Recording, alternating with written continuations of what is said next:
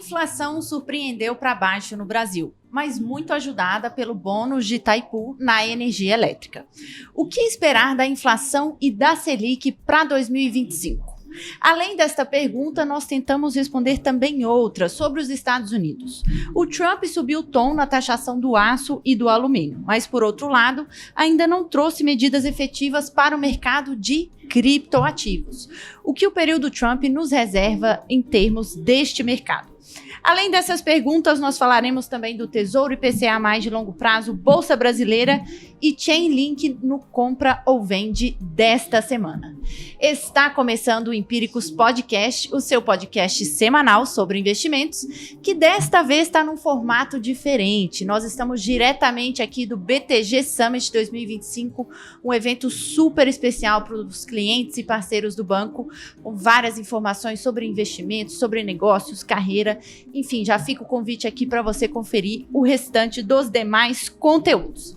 Eu sou a Larissa Quaresma, analista de ações da Empíricos Research, e apresento este episódio com o Matheus Spies, que é nosso analista macro. Seja bem-vindo, Matheus. Um prazer ter você aqui. Tudo bem, Larissa. Um privilégio para mim estar aqui. O privilégio é todo nosso e hoje nós contamos com a presença de um time de peso aqui da Empíricos Research, a começar pela Laís Costa, nossa analista de renda fixa, de volta aí depois de um período longo sem participar dos podcasts. Seja bem-vinda, Laís. Obrigada.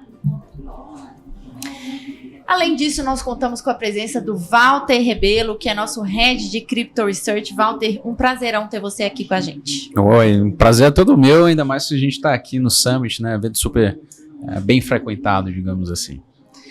Muito bem. Bora falar aqui do nosso primeiro tema, que é Brasil, né? E Laís, eu queria aproveitar que você voltou para a gente já voltar a absorver um pouco do seu conhecimento, né? O IPCA ele veio marginalmente abaixo do esperado em janeiro, 0,16 versus expectativa de 0,17, com uma forte desaceleração versus dezembro, né? Veio em mais ou menos 4,5% na visão anual, versus dezembro aí que estava quase 5%, né? A gente sabe que teve esse não recorrente aí do bônus de Itaipu em energia elétrica, então o que eu queria te perguntar é o que você espera da inflação no Brasil para o restante do ano? Tá, vamos lá. Eu acho que esse número que a gente recebeu essa semana, a surpresa dele, na verdade, veio em algumas outras linhas e não exatamente na parte de administrados, né? Então, assim, qual foi a minha leitura desse último número? Nesse último número, eu acho que a parte de alimentos, que é super crítica, né? Ela tá uma inflação super alta. Você tem uma questão política muito sensível em relação à inflação de alimentos. E ela veio um pouco melhor. Isso foi, de certo modo, uma surpresa positiva. Na parte de administrados, eu tinha até um número um pouquinho mais alto. Porque a parte de Itaipu, como você falou, já era esperado, já estava na conta, a gente já tinha essa expectativa. Agora, a parte que preocupa desse número, né, a despeito dele ter vindo um pouco abaixo, né, no acumulado, né, no headline inteiro, é que a parte de serviços ainda é alta e não é compatível ainda com o cumprimento da meta de 3% do Banco Central, né? A parte de serviços intensivos em mão de obra, né? Então tem ali manicure, dentista, né? É um grupo dentro do grupo de serviços que tem um potencial inercial muito grande, né? Então é como o Ilan falava, né? Quando ele estava na frente do BC, aquela coluna vertebral, né, da inflação que é difícil de você quebrar para que de fato esse número, o número total seja um número qualitativamente bom e crível para você possa ter uma reversão no ciclo de alta de juros, algo desse tipo. Essa parte ela acelerou, ela tá com a cara ruim e ela não é compatível com o cumprimento da meta. Então, assim, esse número, apesar de ter vindo um pouco abaixo, eu achei que ele não muda o fato de que a gente continua precisando subir juros. A gente tem aqui na casa 15%, né, de Selic terminal, e eu acredito que isso não tenha mudado, né? Eu acho que o Banco Central vai manter o 100 que ele já prometeu que daria, né? Ele prometeu ali em dezembro mais 2 altas de 100, além da que ele deu mesmo em dezembro. Então, esse número eu acho que ele não muda.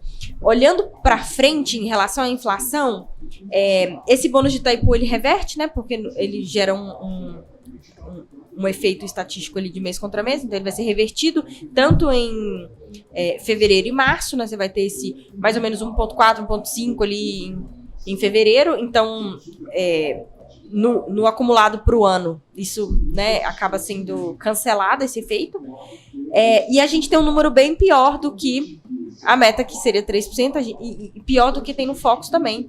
Hoje, então, a gente está com 6,5% para esse ano de inflação, e o que é muito ruim, né? A gente acha que a gente vai continuar tendo essas revisões de alta no Focus, o que também é muito ruim para a própria política monetária, né? Toda vez que você senta para decidir mais uma decisão sobre a Selic, você ter o mercado ali consistentemente deteriorando as expectativas de inflação, é muito ruim, né? Muito ruim. Qual é o ponto de equilíbrio aqui, sabendo que o governo utilizou até mesmo esse headline, né, essa inflação mais cheia, para chamar a atenção para si? Olha, a gente bateu recorde mínima de inflação no mês de janeiro, desde o Plano Real.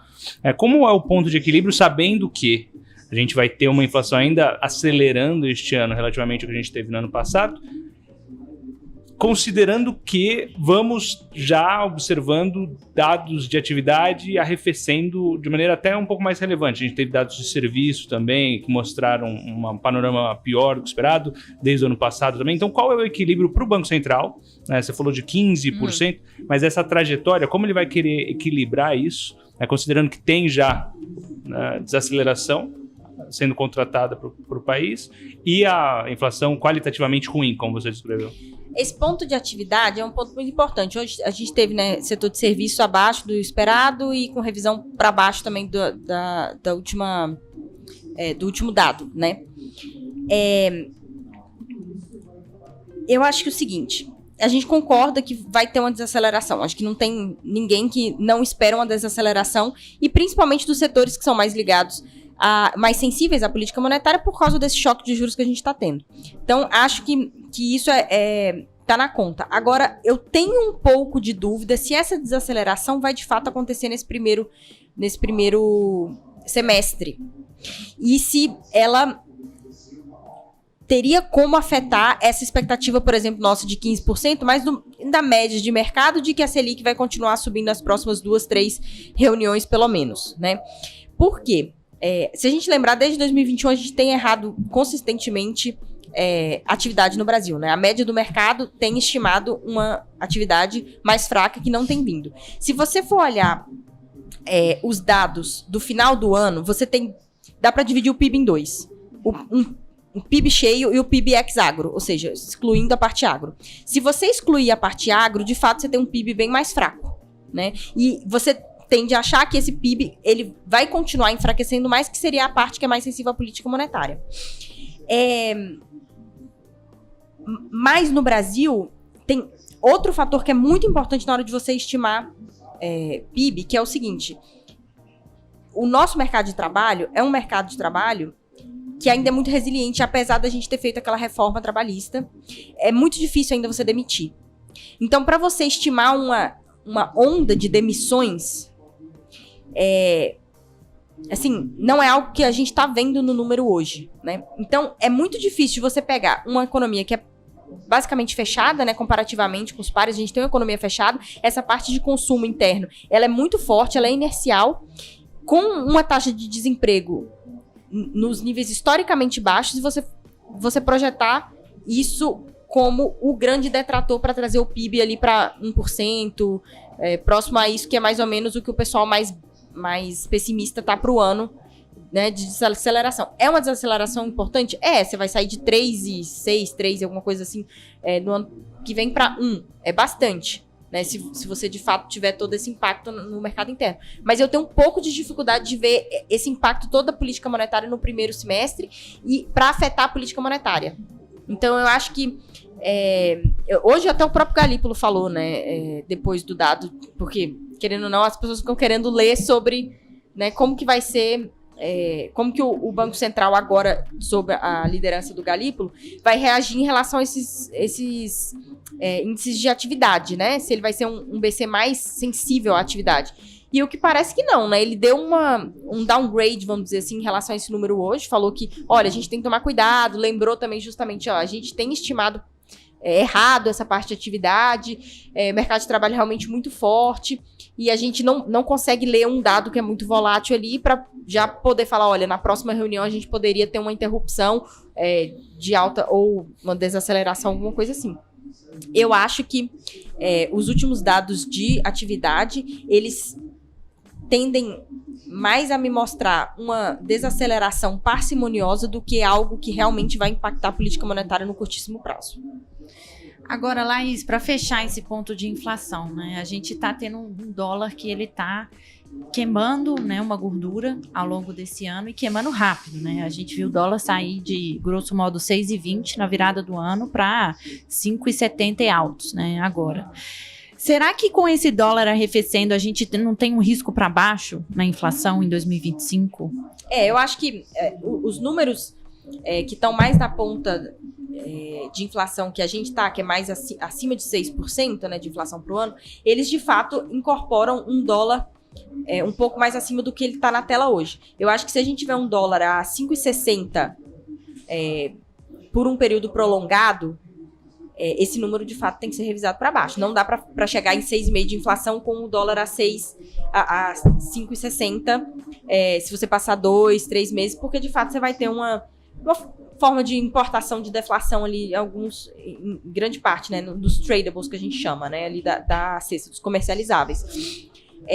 Agora eu acho assim, a gente tanto teve um pico de pessimismo em dezembro, justificável, na minha opinião, né? A gente está com um problema fiscal grave e vários problemas em relação ao governo, à liderança ali. A gente, né, tem dia que a gente escuta para um lado, para o outro, você vê que tá tendo uma dificuldade ali de qual linha que nós vamos seguir dentro do próprio partido que lidera o país hoje. E a gente teve uma questão técnica muito forte, que o Banco Central acabou entrando, né?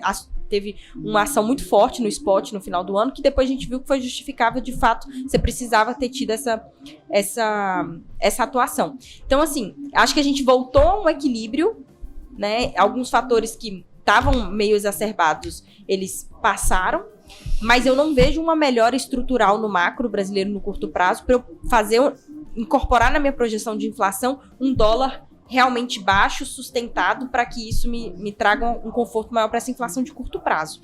Então, respondendo assim a pergunta de fato, se ele vier abaixo de 5,60, eu acho que a gente vai ter revisões para baixo de expectativa de inflação de curto prazo, sim. Mas eu não vejo isso acontecendo agora no curtíssimo prazo. Claríssimo. Então, nós temos aí uma Selic que provavelmente vai terminar em 15% no final desse ciclo de alta. Essa é a projeção do nosso time aqui de renda fixa. E uma inflação acima da meta ainda no ano. Matheus, o que eu queria te perguntar, dentro do Brasil, né, na parcela do patrimônio aí voltada ao Brasil, o que isso significa em termos de alocação de patrimônio? Bem, considerando que a Selic continua subindo, uma parcela mais robusta de caixa é sempre bem-vindo. Então, os pós-fixados ali que vão pagar o CDI, muito bem-vindo. Tesouro Selic, ou um CDB de um bancão com liquidez imediata que paga 100% do CDI também. Então, é uma parcela do patrimônio que precisa agora estar um pouco mais gorda, até para amortecer eventuais choques que, porventura, ainda possamos ter para ativos locais, que eu não descarto isso. A Laís colocou muito bem, nós já estamos observando um flerte do governo em acelerar o carro com o freio de mão puxado sendo o Banco Central, né? E não é um carro tecnológico que ele vai só apitar e falar assim, ó, freio de mão tá puxado. Não, é um Del Reyzinho, entendeu? E o negócio vai rasgando, estoura no final da pista. Assim, é muito preocupante. E isso vai gerar uma volatilidade adicional que, consequentemente, vai criar um certo estresse para os investidores. Então é bom ter um caixa, um bom colchão agora, né? Para além do razoável, né? Porque a gente fala, normalmente você tem que sempre ter um colchão de liquidez, é a primeira parcela que você vai se preocupar, de 3 a 12 meses dos seus gastos mensais, a depender da volatilidade da sua receita. Isso, claro, está associado a um planejamento patrimonial alinhado com o seu perfil de investidor. Para além disso, eu consigo observar, sim, considerando a correção que a gente já teve sobre os ativos locais, espaço para algum tipo de ativo de risco brasileiro. Porque ainda há espaço de, aos modos que vimos em janeiro, ou até mesmo um pouco no início de fevereiro, alguns rallies pontuais, até mesmo nos preparando para o que pode vir a ser no ano que vem. É um rally eleitoral, propriamente dito, como a gente já viu também alguns sinais nas últimas pesquisas, tanto da Quest como também da Atlas Intel. Isso está no jogo. Então, um pouco de ativo de risco. Aqui falando especificamente de ação, mas com todo o devido cuidado, né, porque é um momento, né, de maior seletividade, que a gente tem que prezar maior pela qualidade. Como tem uma inflação acelerando, bons pagadores de proventos que estão descontados, tem previsibilidade de receita, tem previsibilidade de yield, e consequentemente conseguem conferir uma volatilidade menor dentro de um leque, mesmo de ativos mais arriscados. Então, essa combinação, esse blend, me parece o melhor para o momento atual. Tô contigo. Eu acho que esse é um momento aí para ter bolsa dentro da alocação, né, obviamente, que se encaixa no seu perfil de investidor, mas ter bolsa defensiva, né? E, assim, também não deixaria de ter um pouquinho da parcela em bolsa em ativos um pouco mais cíclicos, que ficaram muito para trás. Um barbel, 80-20, né? Isso, 80% defensivo, 20% cíclico, né? De repente, assim. Exatamente. Ou um barbel, um 80-20, assim, para mim parece... Muito bem.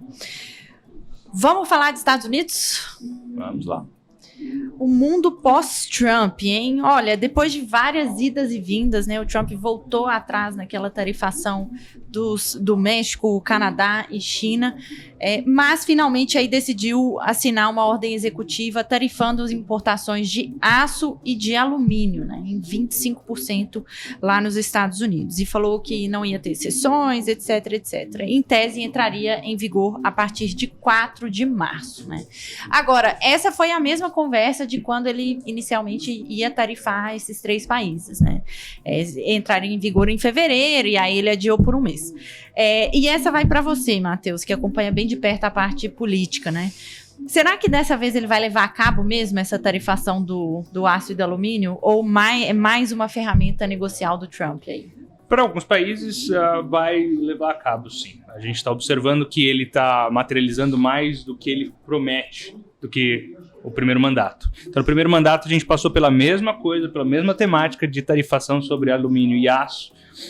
Eram aos modos diferentes, e daí players que são importantes para esse segmento entraram em acordo. Foi o caso do Brasil, né? A questão de cotas, inclusive o ministro do Desenvolvimento, que é o vice-presidente Geraldo Alckmin, falou já, a gente tem que revisar a questão das cotas. Como o Trump fez com a questão da Colômbia nas deportações, ou com o México e Canadá na questão da fronteira anteriormente, está aberto para, como você colocou, uma abordagem negocial. Mas, inevitavelmente, considerando que ele está mais agressivo e materializando mais do que ele promete, ou seja, vai para além da retórica, vai ter em alguns players que isso vai ser efetivo, vai ser prático, não vai ter margem para negociação. O Brasil tem.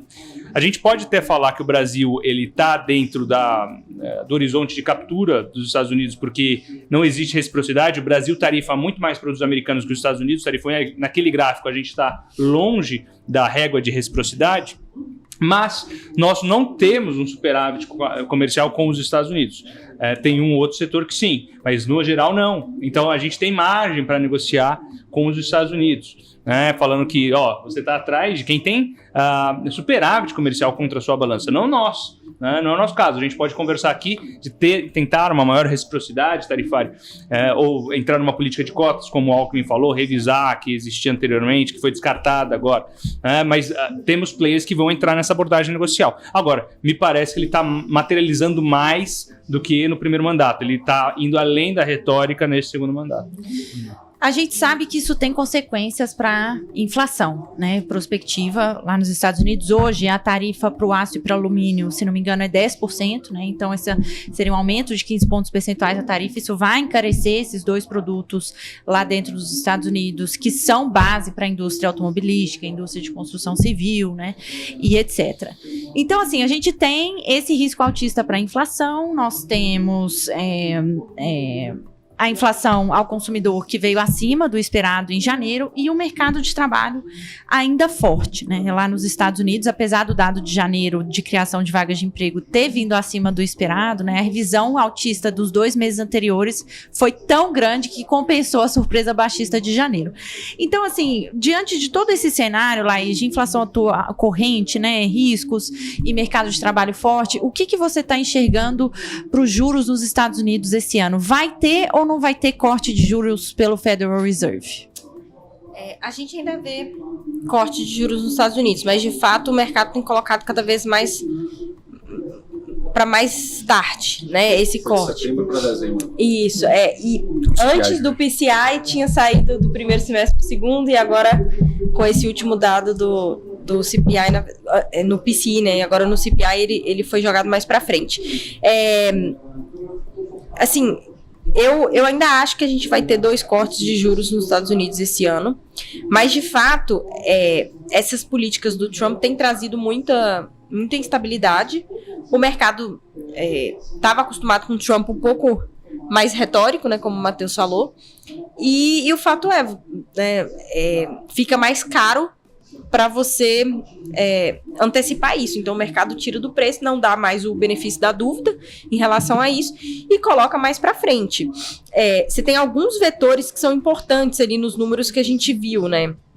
Você teve a inflação vindo um pouco acima do esperado, principalmente ali no PCI, e a gente consegue ver na parte de bens alguma influência das tarifas já. Então, assim, o pessoal antecipando o consumo de alguns itens que, né, possivelmente serão tarifados, que estão na esteira de tarifação do Trump, já por isso, olha, vamos comprar antes dele vir com a tarifa, porque não sabemos quanto será e a que preço a gente conseguiria comprar esse produto lá na frente. Então, você acabou tendo, de fato, uma antecipação de inflação. Já dá para argumentar isso no último número. E eu acho que a parte do mercado de trabalho, talvez ela seja até mais preocupante, né, nesse sentido, porque a tarifa, claro, ela vai na veia, você já sente ela na ponta da inflação, mas o mercado de trabalho, ele mexe com uma parcela mais inercial, né, e aí realmente você, e nos Estados Unidos você tem o dual mandate, né, são 2 mandatos, né, você tem a inflação e o mercado de trabalho também. Então, quando você mexe nos 2 vetores, eu acho que de fato você coloca o Banco Central numa situação difícil. O último dado de mercado de trabalho também tem que ler com um pouco de cautela, porque você teve, de fato, ali a parte de hospitalidade, né, de hotelaria ali, que foi mostrou uma degradação forte do mercado de trabalho, mas ele tem um reflexo também das queimadas lá em Los Angeles, tem uma questão climática que é sazonal ali no final do ano e que a gente está tendo um inverno mais rigoroso lá, e que se você desconta isso, né, que é um setor que vinha criando muita vaga, e aí daqui a pouco ele vem num negativo, você ainda vai ter um mercado de trabalho ainda mais apertado ali, né? Então, assim, eu ainda vejo o corte nesse ano no Fed, mas de fato o mercado ele não vai dar o benefício da dúvida antes, né? Então, de fato, tá parecendo que as chances são cada vez menores, né? Você acha, perdão, uma pergunta, você acha que o que vai fazer o Fed mudar essa instância deles agora de pausa é justamente alguma fragilidade no mercado de trabalho? Isso. Muito bem, então nós temos aí uma chance cada vez menor do Fed cortar os juros esse ano, embora majoritária, e o Bitcoin, assim como a maioria das outras criptomoedas, meio andando de lado desde a posse do Trump, né? Esperava-se algum anúncio, alguma medida efetiva sobre o mercado cripto que ainda não veio, né? Então, a minha pergunta para você, Walter, é se o mercado está esperando medidas efetivas para, de fato, depois entrar em cripto, ou se muito foi antecipado, enfim, qual é a sua leitura dessa correção pós-posse? Só para botar aqui, né, falando de cripto, às vezes as pessoas esquecem que cripto é um tipo de ativo que é precificado na curva de risco, assim como ações, assim como qualquer outro ativo financeiro. Em especial à medida que essa institucionalização vem acontecendo, à vista aí dos ETFs, né, os fluxos eles ficam muito mais correlacionados com o que está acontecendo na bolsa. Então eu vejo o cripto como um beta de ações de tecnologia, com uma mistura ali de venture capital com liquidez imediata. né, em que você tem uma posição que é líquida todo tempo, você consegue vender. Então, o que vem, né, qual o momento que a gente está? Uma construção de preço, em especial nas altcoins, que veio muito em consequência da expectativa do Trump começar uma reserva estratégica de Bitcoin, tomar um monte de medida regulatória pró-cripto, que isso de fato tem acontecido, só que demora tempo. Né? Você tem que passar pelo Congresso, tem que passar pelo Senado, pelos subcomitês também. Mas assim, as medidas cripto dele, pró-cripto, vieram de que forma?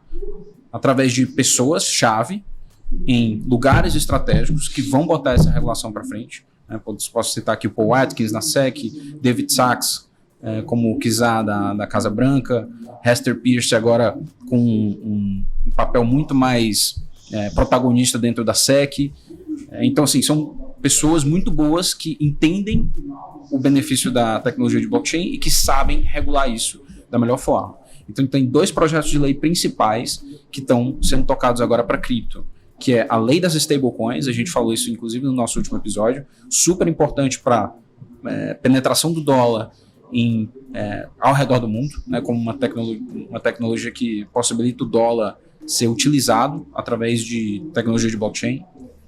E também cria uma grande força de demanda para os treasuries americanos. E também o que eles dizem, o projeto de infraestrutura de mercado, que é você entender e classificar criptoativos como sendo ou commodities digitais ou valores imobiliários. Né? Quem é responsável por regular, quais são as regras do jogo, é isso que está sendo definido. Então essas 2 regras, né, esses 2 projetos de lei principais vão ser o que vão começar na frente. Fora isso, o pessoal pergunta muito, e aí, o governo vai ou não vai comprar Bitcoin? Agora o Trump assinou lá o projeto do Fundo Soberano. Acredito que isso vai acontecer sim, porque eles estão, né, com o pé aí, não é nem o dedinho na água, né, eles já estão tomando banho junto com o cripto. Tem um projeto do Trump, o Liberty Financial, por exemplo, criando um projeto de DeFi para oferecer yields com stablecoins. Estão comprando Ether, estão comprando Bitcoin, estão comprando outras moedas ali desse nicho de finanças descentralizadas. Mas que agora, no momento, né, beleza, a gente tem um regulatório que está andando, muito positivo, como a gente nunca viu antes, mas o macro ainda é meio incerto. Se você for ver, o SP500 e cripto andam muito juntos com a relação de 0,8. Então, muito alta. Então, no momento em que você tem valuations muito esticados e a qualquer evento de cauda que você vê tem uma reação extrema no preço, como a gente viu, por exemplo, em agosto e agora, né, muito sensível ao que está acontecendo na curva de juros, cripto reage da mesma forma.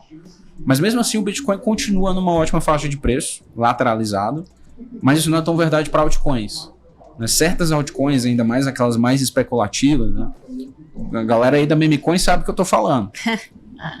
Sofreu muito, muito mesmo. Né? Tipo, desvalorizações assim radicais que se tornam aquelas, né, anedotas que a gente já conhece de cripto. Desvalorização de 80% desse nível. Então, tem que ter muito cuidado no que você está alocando, no seu horizonte temporal e na perspectiva do projeto que você está investindo.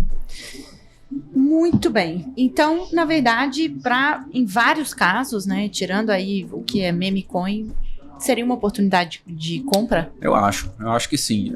Você tem que investir com uma perspectiva de ações de growth. Né? Você tem que ter um horizonte temporal razoável de 1-2 anos, entender que isso anda junto com bolsa. Então, se a gente vai ter um ciclo pró-negócios, né, com expansão de crédito, não vai ter o QE que a gente teve em 2021, né? Não vai ter excesso de liquidez ali impulsionado pelo Fed, mas você ainda vai ter estímulo fiscal, você vai ter um regulatório positivo. Acho que sim, é uma possibilidade, ainda mais para esses projetos de cripto que de fato trazem valor, que traz ganho de produtividade e que tem algo a adicionar ao meio de finanças tradicionais. Claríssimo, Walter. Bora pro Comprovende? Bora. Então vamos lá, hein? O nosso Comprovende aqui, para quem está nos acompanhando pela primeira vez, é um quadro que a gente tem todo final de episódio. Escolhemos 3 ativos ou classe de ativos. Cada analista responde se compra ou vende neste momento. Não pode não fazer nada, hein? Ou comprar ou vender. Então, assumindo que você não tem carteira, você compra ou vende Tesouro IPCA de longo prazo, né? Ou juro real longo, começando por você, Matheus. É especialista em renda fixa. Vou dar a palavra para ela. Questão. Tô de lado, hein? Não, especialista em renda fixa. Agora eu vou faço. seguir a Larissa. Tá bom, então. Então eu vou falar o seguinte, eu compro, tá? Provavelmente, não sei se a Laís concorda comigo, mas eu compro o motivo... tem dois aqui, né? Primeiro que é inexorável uma solução para o problema fiscal brasileiro, né? E quando a gente fala de problema fiscal, a gente está falando do juro longo, né? E claro que o estresse recente fez com que a gente observasse níveis de juro real muito elevados, tá? E, consequentemente, manter neste patamar de juro real é simplesmente insustentável. O país explode. Considerando isso, sabendo que o Brasil tende a resolver o problema, me parece que há aqui uma convergência, mesmo que não neste governo, mas no próximo, para que haja alguma solução. Historicamente, né, este patamar, aos modos que foi na era Dilma, representou um bom ponto de compra. Não significa que não haja volatilidade. Este ativo pula que nem bolsa, né? Mas, considerando isso, sabendo que haverá mais volatilidade, eu entendo que há sim espaço para um pedaço da carteira em juro real longo. Eu gosto, até mesmo porque, vamos supor que o governo não solucione o problema fiscal pela criação de superávit, aos modos que, por exemplo, está acontecendo na Argentina. Não soluciona o problema fiscal com crescimento, como foi no caso indiano, mas soluciona o problema com inflação. Neste caso, seu título estará indexado à inflação. Você também estará protegido. Quando a gente fala que a inflação prejudica principalmente quem é mais pobre, é porque também os ricos eles conseguem proteger seu patrimônio em veículos, tanto internacionais como este que indexam, né, o patrimônio à inflação, com o juro real gordo. Tem outros ativos que podem te oferecer, sim, juro real tão gordo quanto, ou até mais, com um bom prêmio. Ativos bons no Brasil, porque está tudo muito descontado, mas mesmo este, eu entendo que exista, sim, um pedaço do portfólio que mereça tê-lo comprado, né? Então, por isso eu sou comprador, né? Então, considerando que existe aqui um espaço para resolução e porque eu vejo, como segundo motivo, uma mudança de pêndulo político acontecendo. E esta mudança de pêndulo político acontecendo no ano que vem deveria trazer uma abordagem mais mercadológica, fiscalista, para Brasília, né? E, consequentemente, um ajuste fiscal em 2027. O ajuste fiscal em 2027 é independente de quem vai precisar acontecer, né? Seja que esse governo aceite, daí fica mais difícil, por isso que eu acredito que pode haver uma grande fuga de capital caso não haja uma mudança de pêndulo político, mas o problema vai ter que ser endereçado de alguma forma, não para de pé do jeito que está hoje, tá? Minha visão, não sei se a Laís concorda com a minha interpretação. É que aqui é compra ou vende, né? Eu não gosto do IPCA longo. Tá? Dito isso, eu não o vendo nesses termos, né? Mas se a pergunta fosse onde você aportaria, ele estaria mais no final da minha lista. Eu preferiria aportar em dólar hoje e no IPCA curto ao IPCA longo. Porque foi perfeita a explicação do Matheus em relação à inflação, né? Do governo ter como opção fazer um ajuste através da inflação. O único ponto que a gente tem que lembrar é que esse título não é isento. Então, você paga imposto sobre a parcela de inflação que ele é corrigido. E com isso, se você tem um descontrole à la Argentina, né, você poderia ter, inclusive, retorno real negativo por causa dessa parcela de imposto de renda que incide sobre a inflação, né, o que, enfim... Acho que não é justo, mas é como o mundo é, né? Mas isso só aconteceria num cenário de hiperinflação.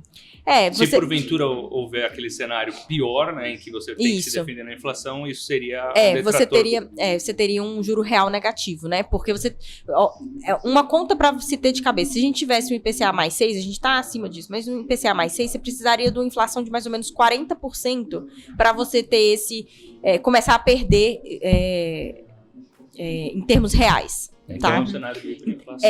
É um cenário de só 40% ao ano, né? Então, porque hiperinflação seria o quê? 70%, né? Tecnicamente. Mas 40% ainda é muito acima do que a gente tem hoje, né? É 100% em 2 anos, se não me engano. Mais de 100% em 2 anos, né? Acumulado. Se é FEI, prescreve algo assim, eu acho. Então, e Mas assim, então, nesse cenário extremo, a gente só tem que lembrar dessa parte do imposto de renda. Mas meu ponto eu prefiro inflação curta hoje à inflação longa. Mas por quê? Porque, né, você tem um custo de oportunidade, você coloca num título a despeito de outro, né? Você só tem um dinheiro ali na mão. E essa antecipação de questão política e tudo isso, eu acho ela muito ruim, de modo geral. Eu acho que você tem uma assimetria maior em bolsa, por exemplo, do que em juro longo hoje.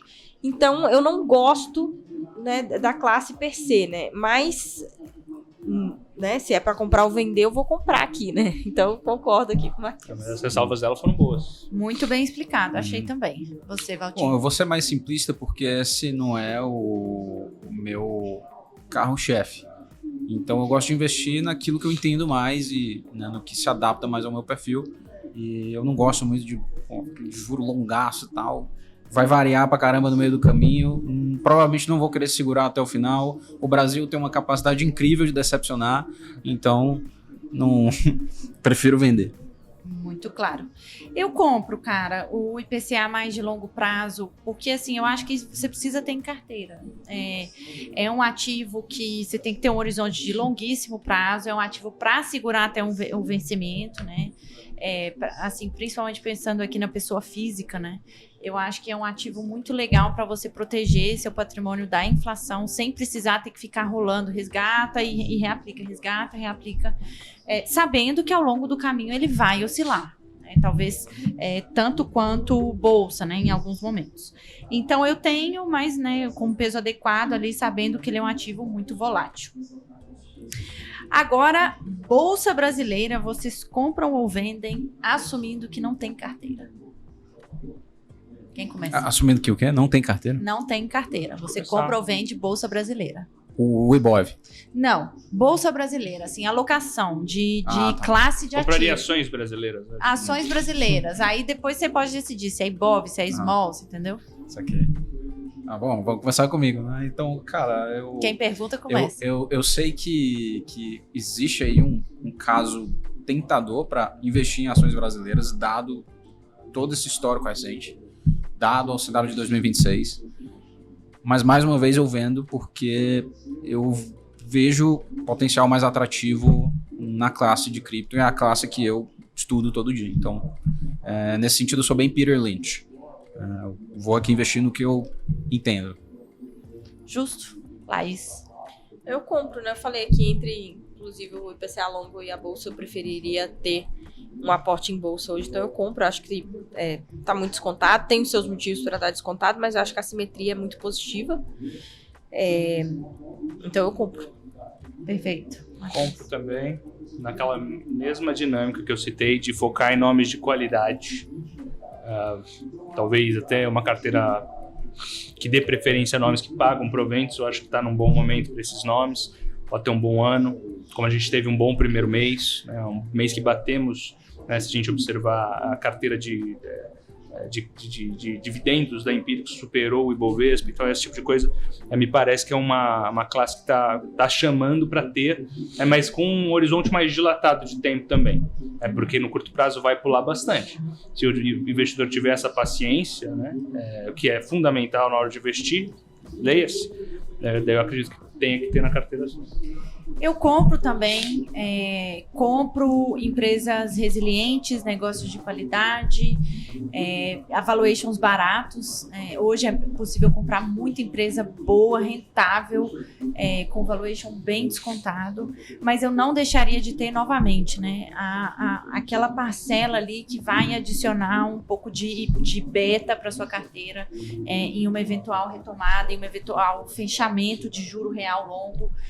Porque aí realmente vem aquela esticada que é difícil pegar nos ativos muito defensivos, né? Mas dito isso, assim, é difícil você escolher um mau investimento na bolsa hoje, porque tem muita coisa barata. Agora, por último, compra ou vende Chainlink? Vocês vão me shortar, porque eu shortei vocês, né? Cara, tudo que vai e volta, né? Tudo que vai e volta, Valtinho. Cara, é o seguinte, eu acho que dentro dessas altcoins, né, que para quem não estuda, não acompanha, acha que é tudo assim, né, a mesma coisa, não tem muita diferença, é só especulação. Eu acho que Chainlink é um projeto que vai ser provavelmente top 5 nos próximos 5 anos, 10 anos dentro de cripto. Por quê? Porque no cenário, e a gente viu isso em Davos, o CEO do Morgan Stanley falando, cara, a gente quer oferecer cripto, porque o banco é agnóstico, quer fazer dinheiro. E se tem dinheiro em cripto, vamos fazer aqui dinheiro nesse negócio, só que tem que estar regulado, para ter algum tipo de segurança jurídica, segurança regulatória. E Chainlink é o ativo, né, que está fazendo a conexão entre dados do mundo externo e dados do blockchain, porque o blockchain é uma caixa isolada, né, ele não conversa com o mundo. Então você tem que ter uma rede que transmite informações do mundo, né, o preço da bolsa, né, e consiga envelopar isso de uma forma que é confiável, esse dado, para você conseguir transmitir isso globalmente 24 horas por dia, 7 dias por semana, utilizando o blockchain. Então, se a gente imagina que em algum momento as ações vão passar a ser tokenizadas e a bolsa vai começar a ser negociada nos finais de semana, por exemplo, isso aí vai acontecer por blockchain, não vai ser por outra maneira. E Chainlink é o conector que está fazendo esse trabalho, que mais está conectado com players do mercado tradicional e que está olhando para várias vertentes do mercado, né? Seja private equity, seja venture capital, seja a indústria de fundos, né? Você conseguir tokenizar fundos, atualizar mais rapidamente o NAV dos fundos, transmitir essa informação de uma forma segura. Então, eu acho que o Link, que é a moeda desse protocolo, tem um papel-chave nisso e tem uma posição. Não tá. Compro. Perfeito. Laís. Sendo muito honesta, eu não tenho nenhuma opinião. Então, é que assim, quando eu não sei, eu tendo a não vender, eu tento a comprar, né? Não vender. Porque eu acho que quando você não sabe o preço, é melhor você comprar para descobrir o preço em vez de vender, né? Que provavelmente você vai ter um maior prejuízo. E por isso eu vou comprar, mas eu realmente não sigo. Olha, todas as posições que eu tenho em cripto tá na mão deste homem aqui via o fundo da Empíricos. Então, se ele compra, eu compro também. Tô contigo, Valtinho. Apesar, né, de você ter ido contra a nossa bolsa aí, eu compro, vou seguir aí o voto do relator e confio nas recomendações. Show de bola. É isso, fechamos então um episódio super especial aqui diretamente do BTG Summit. Muito legal o evento, pessoal, vale a pena conferir, está sendo transmitido aí online e também presencial para quem tiver as credenciais de acesso aí. Matheus, muito obrigada, co-host aí da vez, amanhã tem mais, né? Exatamente, obrigado pelo convite, Elane. Laís, Walter, muito obrigada. E a você, muito obrigada pela audiência. Fica aí que amanhã tem episódio especial, hein? Um abraço.